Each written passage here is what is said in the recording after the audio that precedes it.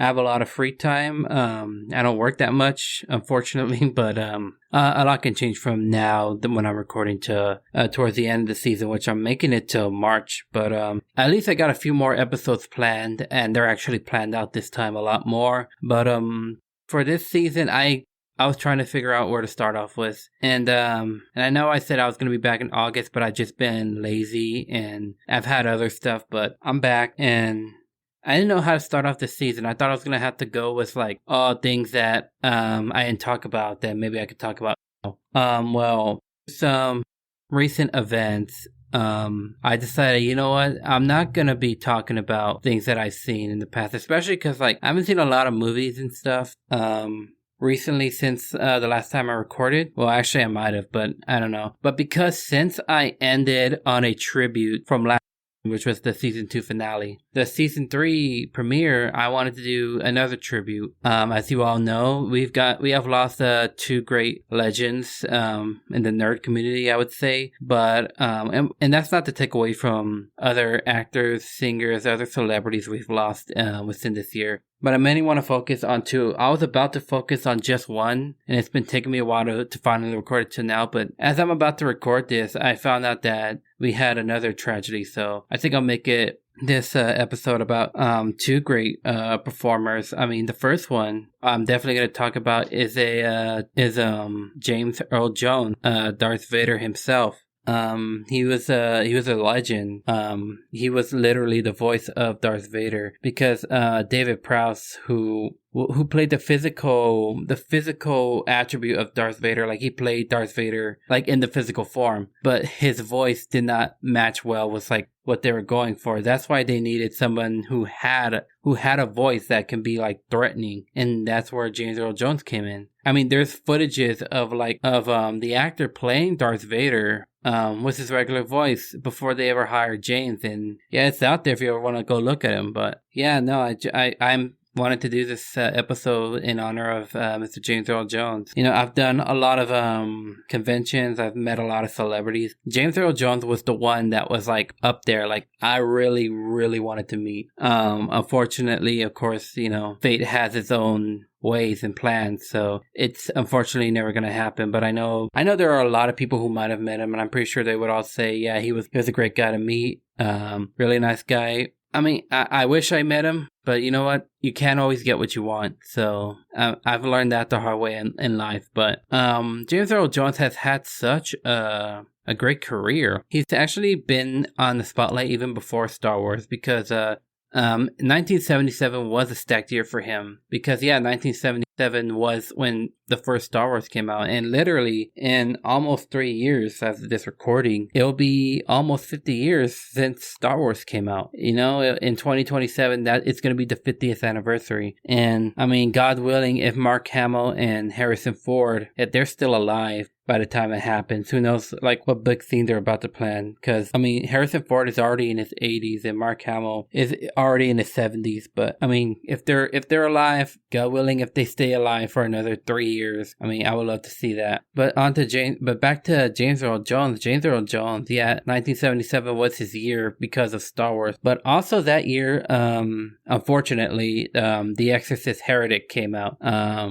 Like I said, I mean, I've mentioned Exorcist Heretic. I haven't seen the whole movie. I've only seen parts, and that's all I need to see. But James Earl Jones is in that movie. He plays supposedly like a doctor of Locust or whatever. Like, I don't remember too much. But he also played a wise man in a Jesus movie called Jesus of Nazareth. It's a 6-hour-long movie. I've seen it. It's a very good movie. But yeah, he played one of the wise men for however small of a role he had. I mean, he did it pretty well. And then obviously, of course, Star Wars came out. And I mean, no one never knew how big of an impact Star Wars was truly going to be when it came out. Because it came out with 3 sequels that, you know, it came back with like the sequels. And James Earl Jones obviously kept voicing Darth Vader. And every time there's a Darth Vader, James Earl Jones is always going to be the voice of Darth Vader because there's nobody else that can take on that role, you know, because he was Darth Vader. Like,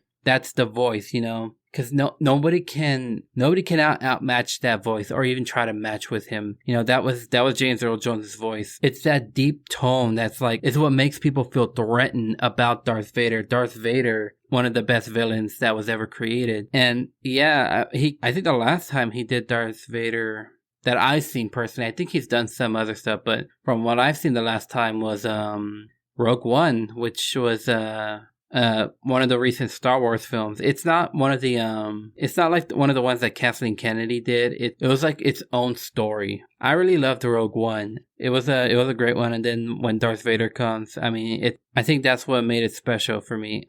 But James Earl Jones has done a lot of interesting work. Apparently, what I found out was he was the very first celebrity guest on Sesame Street when it first premiered, which was, I think, back in the late 60s, which I didn't even know Sesame Street was even around that long. I mean, I grew up with it, but I don't remember too many celebrities on the show. But he was the first guest on Sesame Street like almost 10 years before Star Wars was ever an idea. Was to let you know how much of a career he actually had pre-Star Wars. It's just that, like, pre-Star Wars, I believe, like, no one hardly knew who he was, but there were some people who knew who he was. I mean, but post-Star Wars, now everybody knows who he is or who he was. Obviously, other than Star Wars, because we have to drift away from Star Wars for now because he did more than Star Wars. Obviously, the other big thing he ever did was The Lion King, where he played Mufasa twice, actually, because remember, he played Mufasa in the original 1994 film, which I forgot came out now 30 years ago because it's 2024 now. But yeah, he played Mufasa. And then when Disney decided to remake the movie, they decided to bring back James Earl Jones to play Mufasa again. Because again, that was James Earl Jones' own character, you know. Again, he had that voice, that voice of a king. You know what I mean? Like, he had that king voice. And I don't think anybody else could have, like, ever tried to live up to that voice of Mufasa. I do wish they should have brought back Jeremy Irons for the remake rather than Chiwetel Ejiofor. And I have nothing against Chiwetel Ejiofor. I think but I think, you know, Jeremy Irons is always going to be the Scar we want, or the Scar we actually prefer. But nobody can play Mufasa other than James Earl Jones. I think that was my introduction because I believe I saw Lion King before I ever saw any Star Wars movies. But I think that was actually my introduction to James Earl Jones. Was The Lion King. You know, I mean, the day he died, I actually watched The Lion King. I don't know. I guess because, like, I would have rather watched Star Wars, but I think I'd rather watch Lion King at the time because it was shorter. It was a shorter movie, and I think there's some stuff that I had to go through. And it's weird for me. For me personally, it's weird because he passed the day before the anniversary of my dad's passing. So it just felt weird because, like, the next day we were about to, like, celebrate the 6-year anniversary of my dad's passing. And not knowing the day before that, I was going to get the news about James Earl Jones. And it's super surreal. It's super surreal because I didn't expect this to happen so soon. Yeah, he was, 94? 93, I believe. He was already in his 90s, but I think, like, some of us were hoping, like, maybe, you know, bro, like, try to cling on a bit more. Cling on to life a bit more. But like I said, you can't always get what you want. But obviously, like, Star Wars was the big one, and so was obviously The Lion King. But other than his voice work, he's done other films, you know,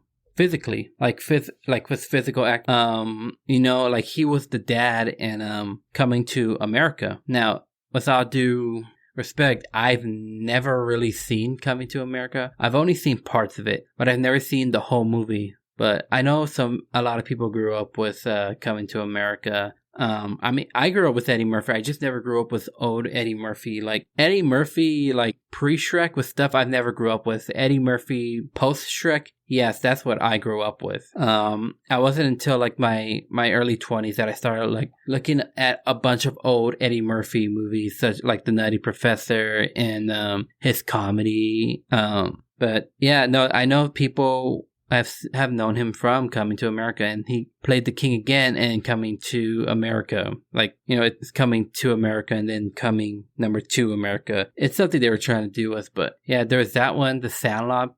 People knew him from The Sandlot. The Sandlot was literally like the it was that I think that was like the first movie I saw was I think it was the first movie that I physically saw was James Earl Jones. I am not so sure. Yeah, no, it was The Sandlot might have been the first movie that I saw a physical James Earl Jones.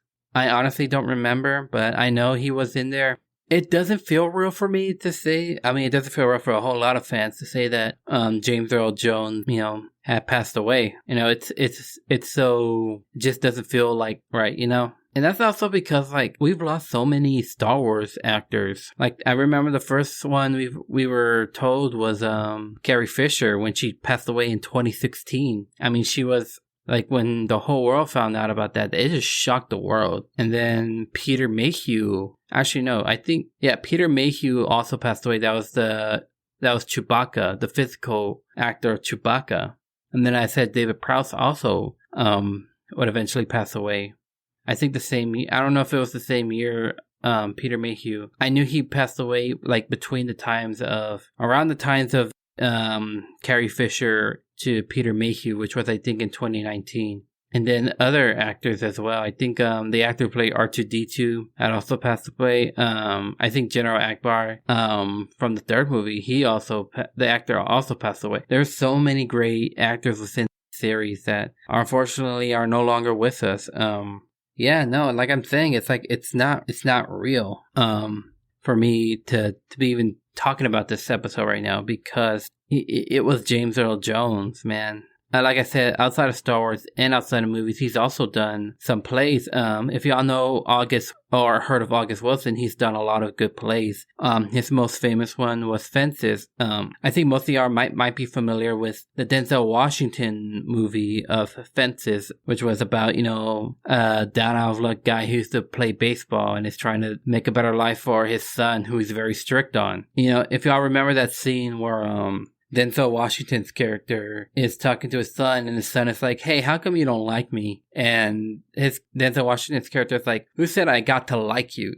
Like that entire scene. In the original August Wilson Fences, James Earl Jones was that character. He was the dad. Him and I think Courtney B. Vance, what I've heard, they both did that scene at the Tonys where he would eventually win the Tony for Best Actor in a Play. But he really did that scene pretty well, James Earl Jones. Now, he's talking about, like, I don't get paid because I get liked. I get paid because I get respected and because I'm old. And he's just basically saying, like, I do all of this. That doesn't mean I like you. It just means, like, I have to do it because, out of respect, which you as the son owe to the father, I'm the one who does it for you. I'm the one who does it all. I'm the one who gets paid to put a roof over your head, food in your belly, all that stuff. I like Fences, by the way. I've never seen the play.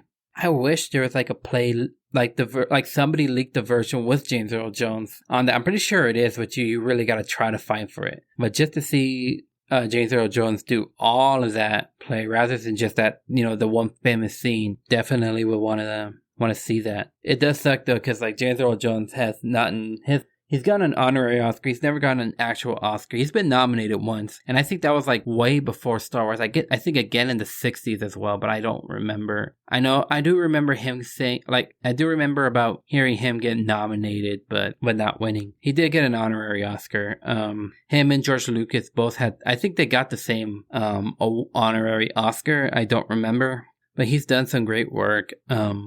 His father was also a good actor, but he hasn't done a lot. His dad actually had that same that deep voice, you just walk in with that voice that you just command the entire room. Like his father also had that voice as well. To a great actor, James Earl Jones. Y'all can also tell I'm trying to flesh this one out because it's like, I want to talk about a lot, but it's like there's not too much to even talk about. He had a huge career that's like, 70 years? It's so interesting. I mean, he was such a legend. Yeah, I do remember. I can talk about this too. I'll talk about this because James Earl Jones did a episode of The Big Bang Theory where like Sheldon wants to create his own convention and he was trying to find a guest. Well, he found James Earl Jones, and then him and James Earl Jones just goes on a wild adventure. Like they're just they're eating ice cream together. They're at a Ferris wheel. They're playing Ding Dong Ditch with Carrie Fisher's house. Apparently I found that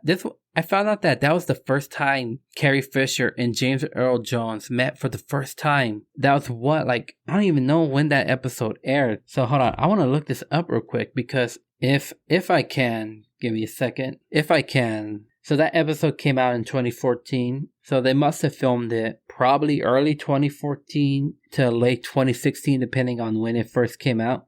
So it aired January 30th, 2014. So that had to be made around late 2013. So from 1976, which is I believe when they first started making Star Wars, to 2013, they have never met. That is hard to believe, but I can understand why, because James Earl Jones was mainly in the photo booth. He was mainly in the sound booth, and obviously Carrie Fisher was physically playing Princess Leia. So I get it, but I mean, come on, you had to have not seen each other that entire time.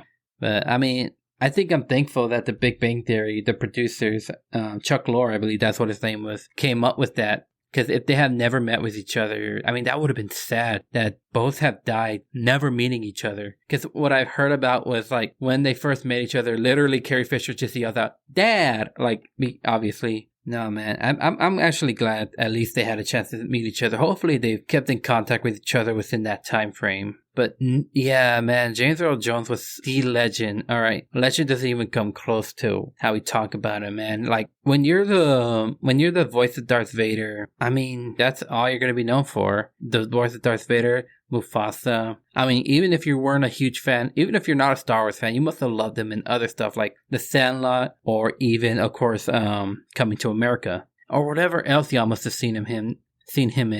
I didn't even know this, but he did a movie that had he had a small part in a movie with Robin Williams, where he played a camera store owner who had a stutter, and apparently Robin Williams' character is like dying within the next hour, and was James Earl Jones' character is trying to talk, but he can't because he has a stutter. And you know you just feel the tension on Robin Williams, and there's despite what's happening in the movie, it's kind of funny too. But seeing two legends seeing Robin Williams and James Earl Jones in a movie together is like super awesome. I mean, earlier before I was recording this, I was just watching a whole bunch of Robin Williams stuff, man. And for me, it's been 10 years since Robin Williams passed, and it's still like a hard pill to swallow. But no, man, legend as always. James, you were a legend, man. I wish I had a chance to meet you, but I know millions of fans have, and you know they're lucky. And I know you must have been the nicest person to ever met. But hey, you know you can live peacefully now. All right, I'll be back.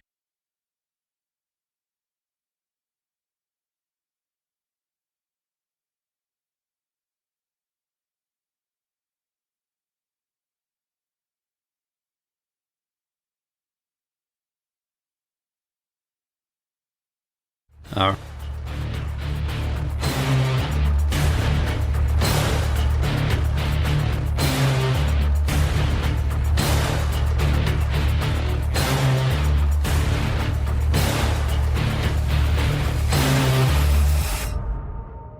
I want to talk about another person that we've unfortunately lost around this time that I'm recording this, and that's the great Maggie Smith. Maggie Smith, as we all know, played Professor McGonagall in the Harry Potter movies, and she also came out in Downton Abbey. I've never seen Downton Abbey, so I don't know like the character she played, but I know people know her for that. I think she came out in Nanny McPhee, one of the movie, the second movie, I believe. I'm trying to think of other movies she's been in. I know there was a lot, but she's had a career. I mean, I'm pretty sure a lot of people knew Maggie Smith even before, like long before Harry Potter first came out. Yeah, because she actually has had a career. She's actually a 2-time Academy Award winner.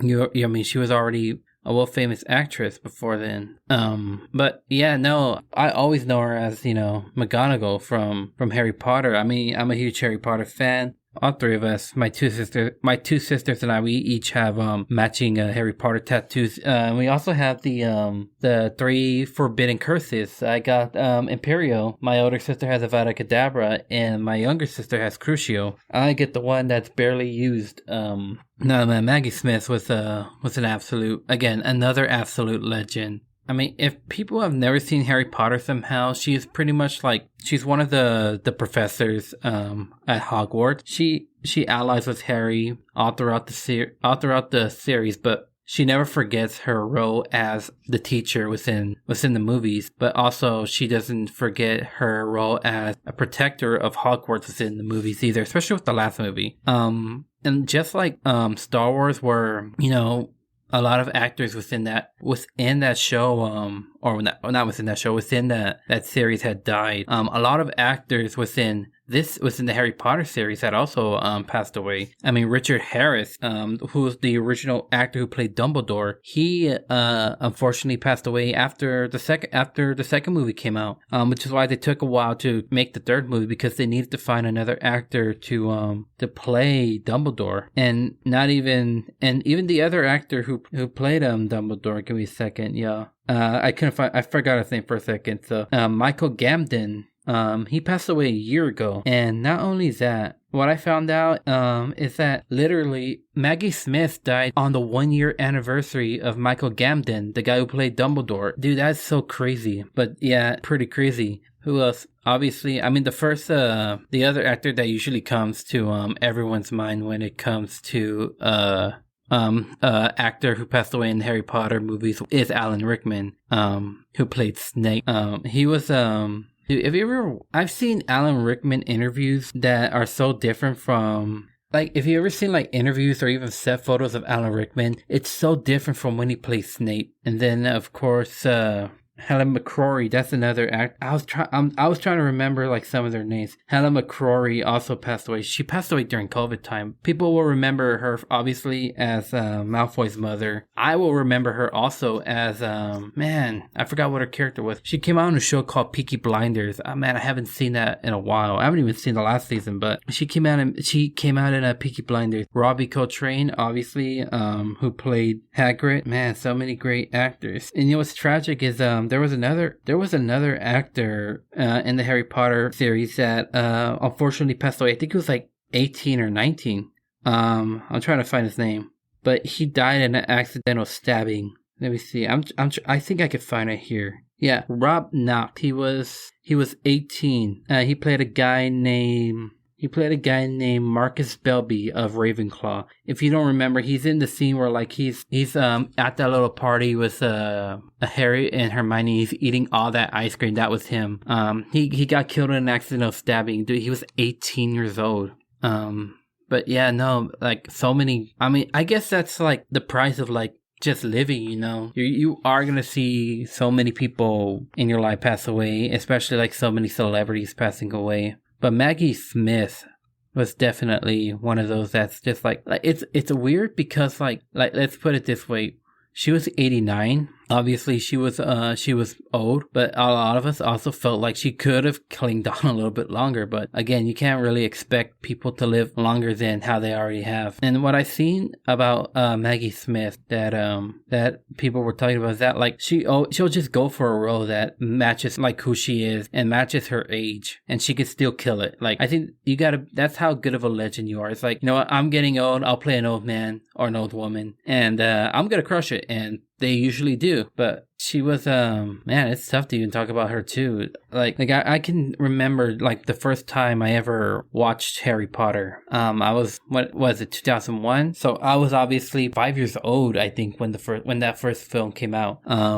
Wow, and now I think that was also the same year Lord of the Rings came out, and I love Lord of the Rings. I guess when the first movie came out, I mean, I remember like just seeing all the trailers and the commercials for it. So I was like super excited to see it, and you know, you see that opening shot with Dumbledore, and then you see the cat, and he's like, "Hello, Minerva," and then you just see the shadow of the cat turn into Professor McGonagall, and you know, it's Maggie Smith, and you know, she had that voice where it's like, I don't know, how do you describe it? She just had that voice. And like obviously nobody can portray McGonagall other than Maggie Smith. Like you can't remake the entire series. You definitely cannot remake the entire series. I mean, you don't know how many. You gotta do 8 more movies again? No, okay, because like just like Snape, nobody can play Snape like Alan Rickman can. And then Richard Harris or Michael Gambon, those two were Dumbledore. I mean, no disrespect to Jude Law, but when I see Jude Law, I don't see him as a Dumbledore character. Like it was Richard Harris or Michael Gambon.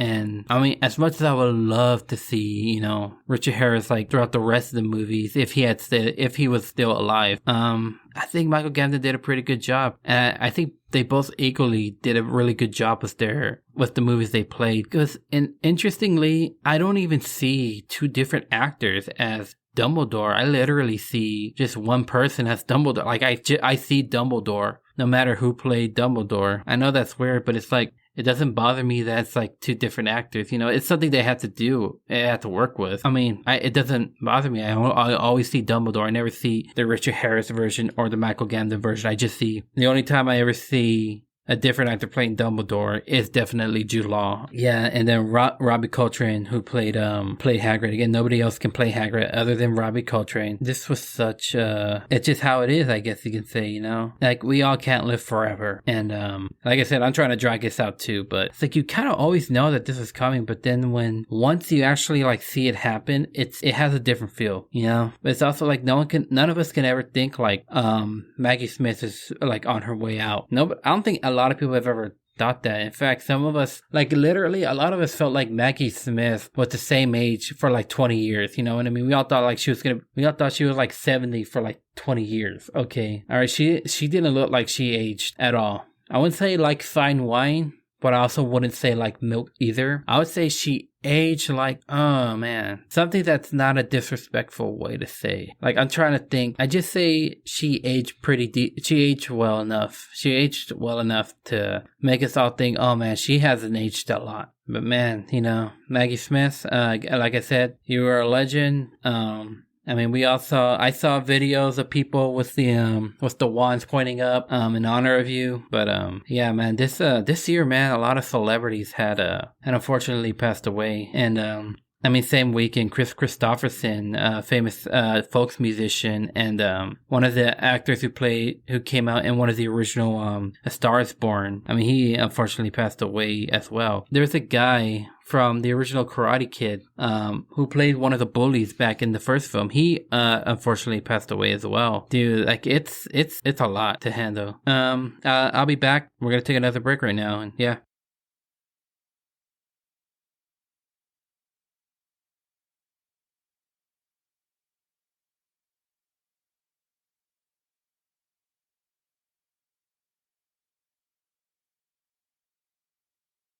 All right, and welcome back. I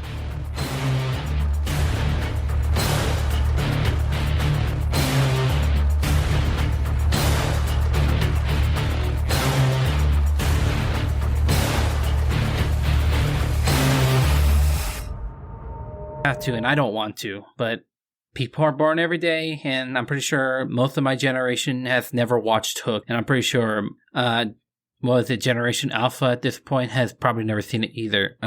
So in case for those that don't know, Hook was about Peter Pan, played by Robert Williams. He's all grown up and he's forgotten who he was. And Maggie Smith played Wendy, like the Wendy. But the thing is that the reason why she's a lot older in the movie than Robert Williams was is because Wendy stayed behind, and Wendy went back to England where she grew up.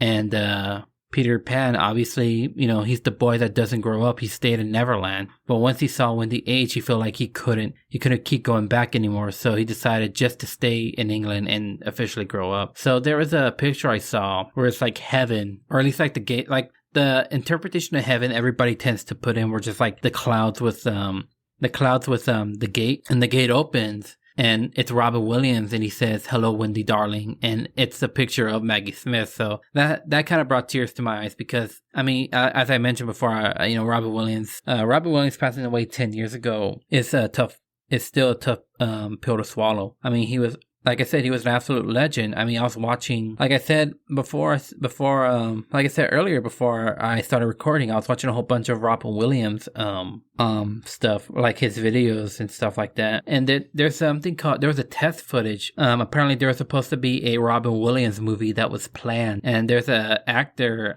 Julian Costa, I believe that's what his name is. I gotta look it up later, but man, that guy looked like he could have been Robin Williams. Like he had that face, you know, that face of Robin Williams. And apparently, like, this little footage was like, it's the last season of the show that started his career, called Mork and Minnie, I believe. And I guess the actress who played Minnie, hold on, I want to get this right. I don't want to mess this one up. So I am gonna look it up, and it is called, if my phone starts working, Mork and Mindy. Here you go. And so, if you want to know, I don't even know what the show was about, so I was looking it up. Apparently, Robin Williams played an alien who falls in love with a human. So Superman comedy, I guess you can say. Give me a second. So apparently, like, within this test footage I saw, like, the actress, I guess the actress that was playing Mindy was telling Robin Williams that that John Belushi had died. Because this, for those that don't know, John Belushi was one of the original actors of Saturday Night Live when it first came out. And in 1982, he unfortunately had died of an overdose. And him and Robin Williams were a really good friend. So like that was pretty much what the scene was. She was telling him that, like, John Belushi had passed, and Robin Williams, like, he's trying to take it all in. But I mean, it looked really interesting. I wish like if this actually comes out with an actual, like, if this is gonna be an actual movie that they hopefully can release, I want to see it. And I guess I can talk about this Robin Williams in this last segment. I was really just going to talk about, like, some plans I have for the podcast, but since, you know, I'm already talking about Robin Williams, I guess why not? Because it's been 10 years as of this recording since his passing. It's still a shock to me, man. Like, this dude, again, was our childhood. Again, another legend, comedy legend. So do not hold this against me, but a week before I recorded this, for the first time ever, I saw Mrs. Doubtfire, and I have never seen Mrs. Doubtfire before. And it's not like I was watching and be like, oh man, this movie looks dumb, I don't want to watch it. No, it's just that I never really had the feel to watch it, even after his passing, which again, 10 years later. And dude, I'm a little bit pissed that I did not see it beforehand, but that's on me, yo. that's on me. But man, he was a legend. This is the part where I could talk about Robin Williams all day long, because there's a lot I could talk about him. But yeah, no, I'm pissed that I've never seen Mrs. Doubtfire till now, and I should have. I mean, he's great in there. Sally Field, great. Pierce Brosnan. Look, if your ex-wife is dating Pierce Brosnan, you're out of luck, because, you know, that's James Bond. You know, you have no way of getting your wife back from James Bond. But yeah, Robin Williams was literally like, he was my childhood. I mean, yeah, Aladdin, Jumanji, Hook. Hook was, again, that one movie that I fell in love with. A couple of weeks ago, I think actually over a month ago, almost 2 months ago, as of this recording, I saw Robots for the second time in my life. And I have not seen Robots since I think it came out. And yeah, because Robots isn't really a very well popular movie. We all just know it had Robin Williams in it. It had Ewan McGregor, Amanda Bynes. Yeah, if y'all ever want to watch it, I think it's on Disney Plus and Hulu. But I mean, I watched it. I feel like I didn't miss too much of it. There was that, Happy Feet. I forgot who he played. I think he played like two characters in Happy Feet, but there was that movie. Did I mention Jumanji? Yeah, Jumanji. Jumanji was such a great movie. I've never actually seen any of the other movies, because I felt like there was no need to make sequels of Jumanji. Like, Jumanji, that's it, no sequel. Night at the Museum. I seen all of them. I always loved Night at the Museum. Those were such a blessing to have. Yeah, one of the videos I was watching about Robin Williams was it was at the Emmys the year he passed, and I think the Emmys happened a week after he passed away, and Billy Crystal did an entire tribute to him. I mean, him and Billy were great friends. They've done amazing work together, man. And Billy Crystal's also my childhood, because, you know, Monsters Inc. I think that's pretty much it. But this is such great legends, and it's hard to like go on in life knowing, like, especially with me, because I think I was like 18 when Robin Williams died, and I don't know how long I have in this world. None of us do. We don't know when our time is gonna go up. But if I live to be like 70, it's so weird to see that, like, at 18 to 70, I had nothing new for from Robin Williams because of his passing. And then, same thing with James Earl Jones and Maggie Smith, even though, they were already, they were like, James Earl Jones was in his 90s and Maggie Smith was close to 90. I mean, we wish we saw more, but we have the memories of the film. See, I've never met any of those people. And like I said, I wish I had many, James Earl Jones, but we had the memories. And I'm pretty sure, he lived to be 93. He's met a lot of people, you can tell. And I think they all have stories to talk about. And I think like stuff like that, like Star Wars, Harry Potter, Aladdin, all that, that's what keeps these legends going. You know what I mean? Audrey Hepburn has been dead for how long? Like 40 years? I don't know how long she's been dead, but people still talk about her. Monroe, people still talk about her. Who else? Judy Garland. We got these memories to just pass on. So Robin Williams was always, you're a great legend. R.I.P. R.I.P. James Earl Jones. R.I.P. Maggie Smith. I know this episode was pretty short, but I did what I can. And I do got some big stuff for this season. But other than that, you guys have a good night, day, morning, whenever y'all listen to this. So thank you all so much, and signing off. R.I.P. James Earl Jones. R.I.P. Maggie Smith. I know this episode was pretty short, but I did what I can. And I do got some big stuff for this season. But other than that, you guys have a good night, day, morning, whenever y'all listen to this. So thank you all so much, and signing off.